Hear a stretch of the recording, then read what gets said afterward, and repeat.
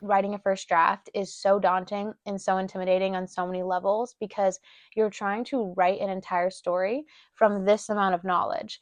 Where when you first have a story idea, you have maybe 5-10% of the actual story in your head, and you're trying to write 100% of that story from that 5-10%. To get yourself more to that full understanding of the story, you have to experiment with different ideas and trial and error. This goes for both plotters and pantsers. Most people are probably a mix of both, where you make an outline and you start writing, and then your writing kind of changes as you go because you're discovering the story as you write it. Hey, I'm Lily. I'm working to self-publish my first book, and I'm here to share the journey of all the trial and error of writing a book, publishing, editing, the entire process. If you've been following this channel, you probably know that my first project is out with an editor now. I have been working on a second project kind of brewing in the background. My current running title for it is Between Two Seas. It's not like an official title, it's just like a project name that is giving me a way to like bring it to life. I wanted to reverse the normal gender roles. So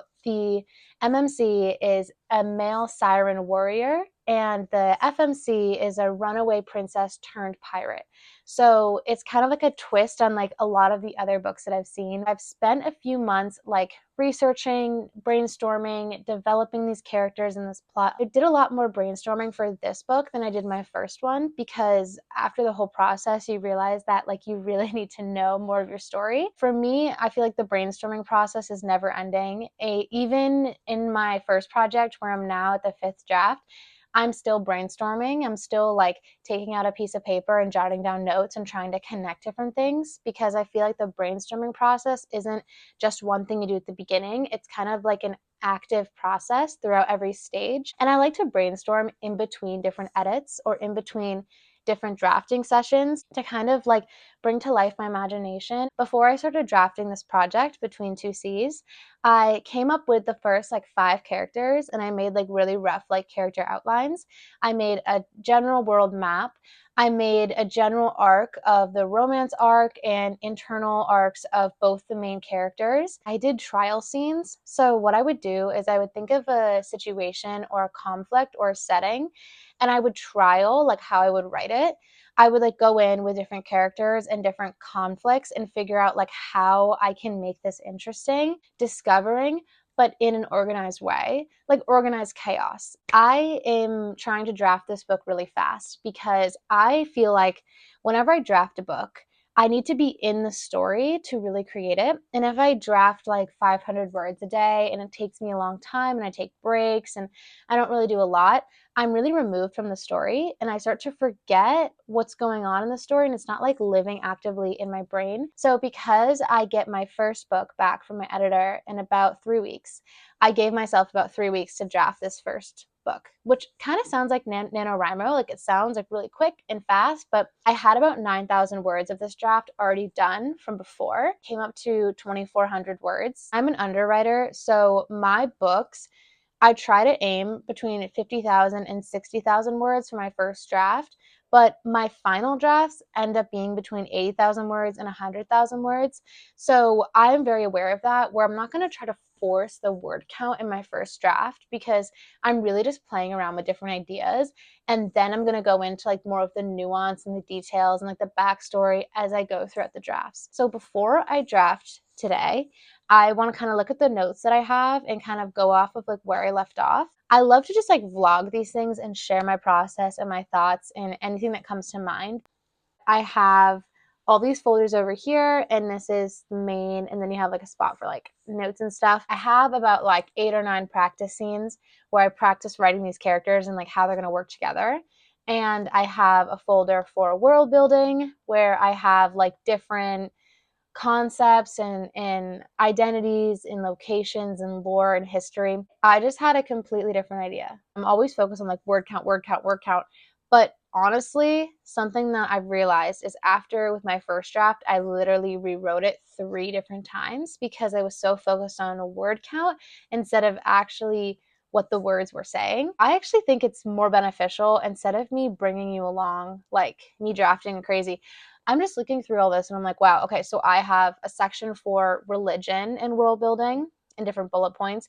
I have a section for legends because that's really important to my plot. I've a section on history, a section on lore of pirates, lore of sirens. I have about like 5 or 6 characters right now. What? I haven't been in this like document for a long time. I didn't even realize that I have this entire draft 0, which is 20,000 words. I was going to take you along the process of me like typing and writing, but I've realized, and this is a great lesson for a lot of people, is that I've realized that sometimes it's better to take the time to read back what you've written, read back your notes, really immerse yourself in the world, and then write, because then the writing is going to be so much more intentional. So overall, I've probably written almost 40,000 words of this, but in like different things. I've done like practice scenes, draft 0, draft 1. Now I'm on draft 1. When I was drafting my book the other day, I came up with such a cool idea for my characters. I have the urge to explain everything about my stories on here, and then I realized that I will be spoiling all my books. But I think a little spoiling is good. I think if you know nothing about books and you're kind of like, well, how am I supposed to be invested? But if you know just enough where you're really excited to read it, I feel like that's important. Wow. Okay, so pirate lore. What I did is I researched a ton about pirates. I'm reading back these legends that I came up with, and I'm actually like so in shock of how cool they are. I jumped right back into drafting, and I have to remember that I need to embrace and like encompass the story to enter back into the story. If you're drafting a first book or if you're doing something, instead of focusing on like random word counts and goals and word sprints, like really take the time to embrace the world, listen to music, go on Pinterest, research different stuff, like take notes, just take time to really bring the story to life and then write. Because I'm just thinking like, wow, I have so much to go off of now. I was reading back this thing about legends that I wrote. It answers so many questions that I was trying to figure out while I was drafting yesterday. If you are stuck writing a first draft and you feel so lost in like you have writer's block and you don't know what's going on, take the time to really dive into that energy of that book. What? As much as I wanted to write and write and write and write and write and write, I need to really take the time today to sit down and go through all these notes, because oh my gosh, the story is coming back to me so fast. Going through the world building stuff was crazy. Now I'm going through my character profiles to refresh myself, because clearly I need a refresher. I'm going to read through my draft 0, and I didn't know it was 20,000 words. That is impressive. I'm going to read through and take notes on the things that I want to keep and the things that I want to change. And then I'm going to go back to my manuscript, like the actual draft 1. And now that I'm thinking about it today, I might not have time to even write. But what's more important is if moving my deadline back 1 day is going to be worth it to take the time now to really dive into the story that I have right now. And I think I need to value that transition of creativity where I was just working on this other story for so long.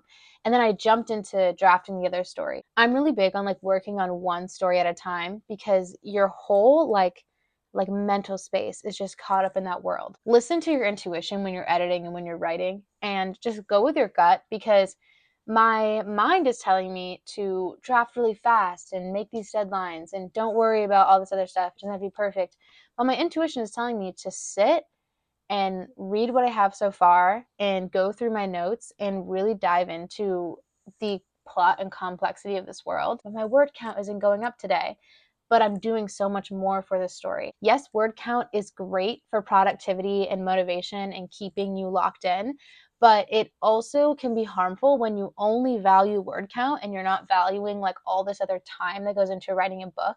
Because yes, writing a book is the act of actually typing on your computer, but so much more goes into writing, like researching history and thinking about characters and the psychological profiles of them, making arcs of the characters, looking at the world and drawing different settings, like making a map of the world, going on Pinterest, listening to music and visualizing. Like there's so much that goes into writing and creating a story other than the actual act of writing. I am going to actually head out to a cafe or a library and start really diving into the story, because now that I've realized that this is where I need to put my energy, I'm going to focus on that. I'll keep you updated on this whole process because it's a little chaotic. I got a coffee, a candle, because I feel like just the ambiance helps a lot.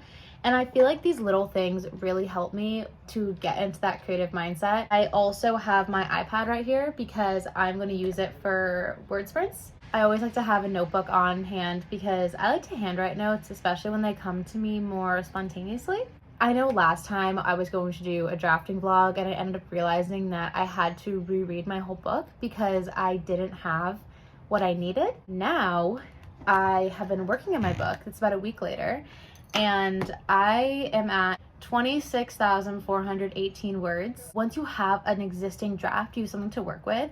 And I really think that my stories really come to life in the revision phase.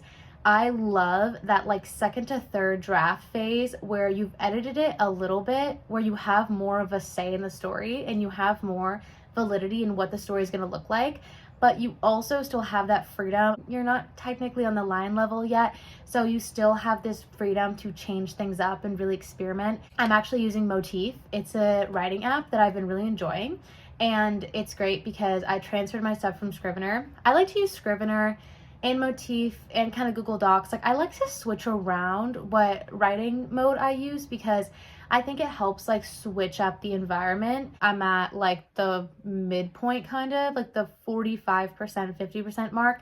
And the thing that's really interesting about this is that I am writing fast, obviously, and the fun and games was really a lot of like trial and error. But my midpoint twist, I've been pretty big on this from the beginning. So when I was plotting this book, I kind of figured out like the catalyst, the midpoint twist, the climax. Those were kind of like the three main points that I really wanted to nail down because I feel like those are really big turning points in the story. This entire story kind of flips on its head at the midpoint. I know midpoints are really hard to write, but once I figured out like how to make that twist kind of like more exciting, I actually find it to be one of my favorite parts of writing a story. I'm going to draft my book and continue drafting, and my goal is to be able to kind of share my thoughts as I'm drafting because I feel like to sit down here and kind of tell you everything I feel about drafting and writing is sometimes hard to do on the spot. But when I'm like in the middle of working on something, then I can kind of understand what I'm doing. I have the app open to Motif. As I've been writing my draft, I come up with ideas as I go. I'll come up with like a new character or a new connection or a new plot twist or a new element of the magic. And instead of like trying to incorporate them immediately into the story, I will write like notes on the side. And what's really great about this writing app is that I have this area called notes, and you can't really see it, but it's this area called notes. And I go through and I just write like different ideas. So then when I go back to edit and to revise this draft, I will have all of these things available. And also, if I'm feeling like I'm having writer's block or I don't really know where the story is going, I have a spot to look at. I just made this cork board actually right in front of my writing desk, a world map and some cards for different characters and different plot progressions. I have a draft one checklist, and I've been finding that it's been really hard for me to hit my word count goals because I am getting that muddy middle, and that's really hard to push through. So I literally wrote down every single date in 3,000 words, and my goal is to write 3,000 words every single day. And this is like a sprint. Like normally I wouldn't be writing 3,000 words a day, but because I want to finish this deadline, that's what I'm doing. And I think having it in physical form is going to be really helpful. And I have it like right in front of me when I'm working, so it's more of a visual. I just wanted to write this. Like I was just like, oh, #1 best-selling author. And I wrote my name, and then I wrote like little quotes about like what people usually review a book and like what they say. And I was writing it, and like, call me delusional, but like it felt so real. And I was like, yeah, sure. This writing thing is like the foundation of everything else that I'm going to build upon, because I want to live a life of like freedom and creativity and like spontaneity and like self-employment. Like I just pulled up my Pinterest board. I have pictures of like book signings and people and authors signing their books and like having huge like shelves of all their books. Like this is what I'm working towards. Like I am so excited, and I do really feel like writing is the foundation of what I have. Even on my vision board, I just have pictures of like laptops and like people writing in cafes, and like I already do that. And I think it's really cool how like the vision board becomes reality, and sometimes you have to like keep pushing your vision because you keep catching up. I'm gonna start drafting, and then I'm gonna talk about my thoughts as I go. I tend to use like words that don't exist. Something that I always tell myself, a first draft, no one's gonna see it but yourself. No one will see this draft but yourself. And that always helps me like push forward, because I don't even show alpha readers or beta readers or editors this first draft. Like, this is purely for me, and then I'm gonna go back and edit it.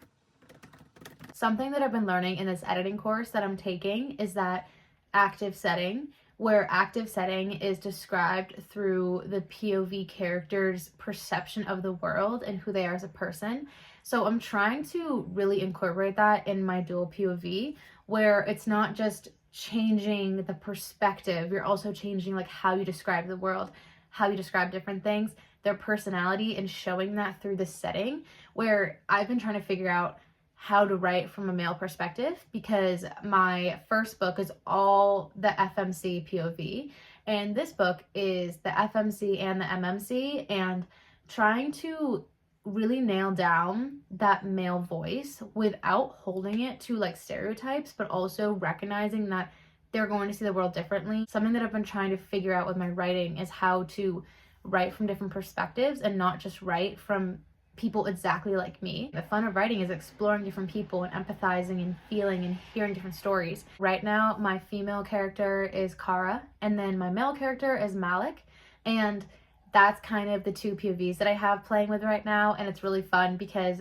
the main character in this book is very different than the main character in my first book that I'm writing. She just has such an interesting background, and I feel like I spent a lot of time in the brainstorming stage writing their background and their flashbacks and their history, and I'm trying to figure out how to incorporate that into the current story. I don't want to like push all of this backstory onto this draft because it will slow the pacing, but I do think it's so important to understanding like who Kara is as a person and why she does the things she does, because she is a runaway princess turned pirate. So she has a lot of history and a lot of stuff that she's keeping from people. She has a lot of secrets. She has a lot of misbeliefs and a lot of inner conflict. I'm like finding out who these characters are as I'm writing. And it's kind of that trial and error of like, the more I play with these characters and I try different dialogue and different styles and different behaviors, I'm starting to understand like who they are as people and what would make sense for them and what doesn't. I feel like Kara I have more down as a character, but Malik is a bit hard because he is a siren. So he's a siren warrior and he has a lot to him as well, but I feel like I haven't fleshed out his background as much as Kara. And I also want to make sure that I'm not just switching the name when I'm doing POVs. I'm actually doing each POV justice and showing what they know of the world instead of just switching like what's happening. Also, something that I've noticed with writing is that I'm always drawn to like romantic stories, but whenever I'm writing stories, they always start with the romance as like the main inspiration, but the story grows in so many different ways. And I'm starting to realize that my books are more fantasy forward rather than romance forward.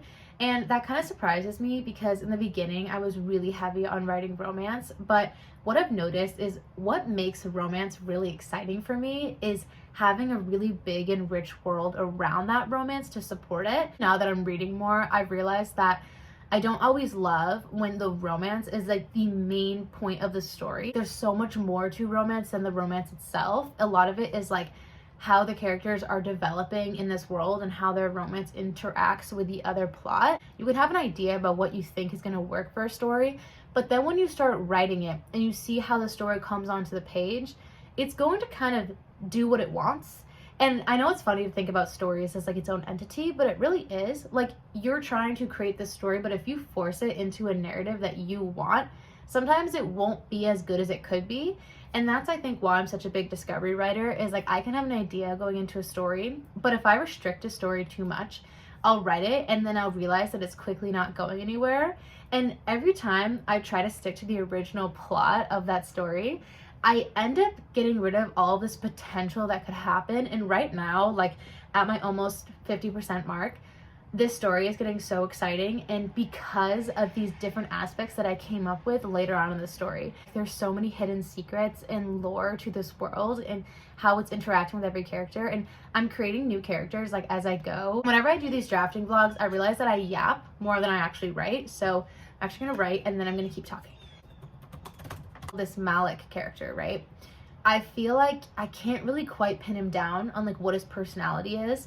Like, he has his inner beliefs and his goals and his fears. His voice is inconsistent. Because I'm having a problem with his personality, instead of forcing his personality into like one thing, I am going to practice and trial and error different vibes for him. And when I read back and when I annotate this and edit it, I will have a lot more options to choose from. And I'll be able to read it cohesively and be like, oh, this part was exactly how I pictured him, or this part was not working. Kind of like a garden where it's like you're taking the weeds out of everything that is not working and dying and not making sense, and then you're watering and planting seeds of more of the things that are actually going to work for the story.